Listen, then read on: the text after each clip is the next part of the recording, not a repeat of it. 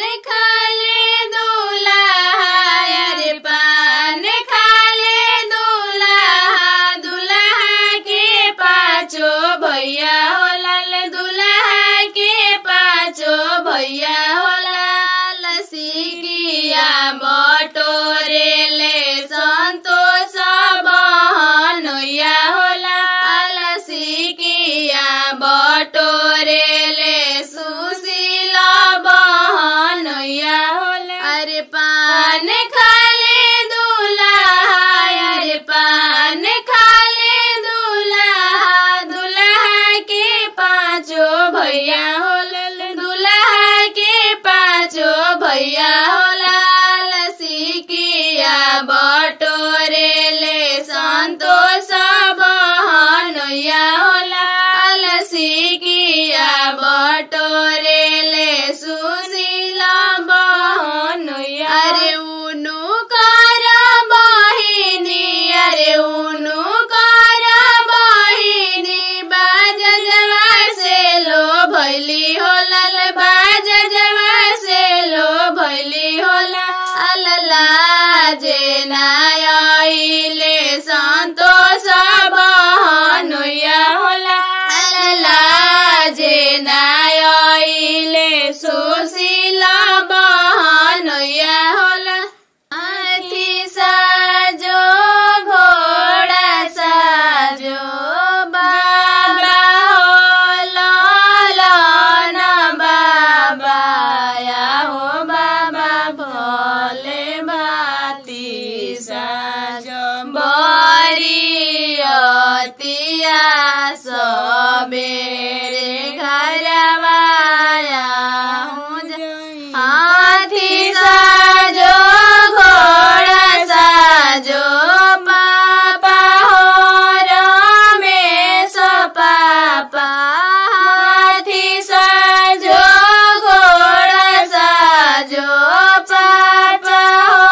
धीरेन्द्र चाचा आया हो चाचा सज देहू सज बरियतिया सबेरे घरवाया जाइबो सबेरे घरवाया सुन के धरिया में पन फूल पतैया उसमें लौंग के जड़ैया धीरे धीरे अपना राम के परिचया धीरे धीरे अपना राम के परिचया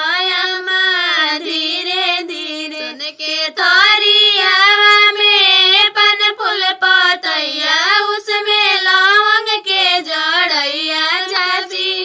धीरे धीरे अपना राम के परिचय चाची धीरे धीरे अपना राम के परिचय चाची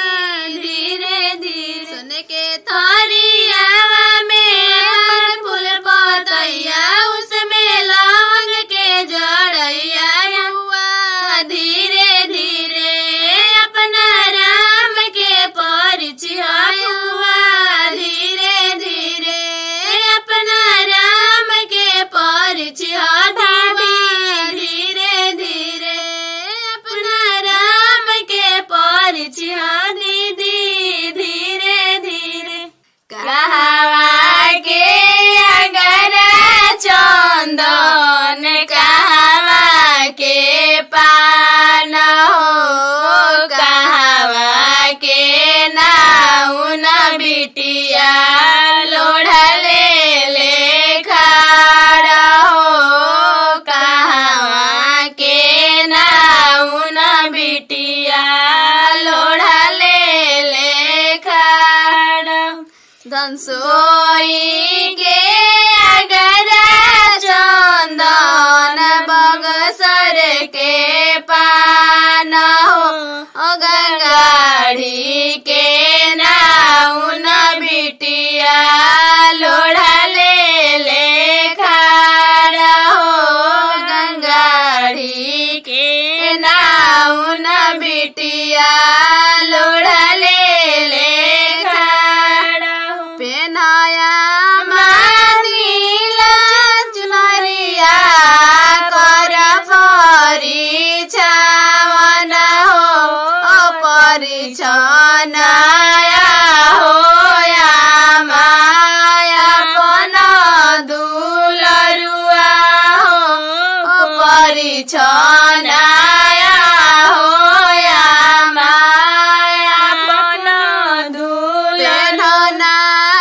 रीना भाभी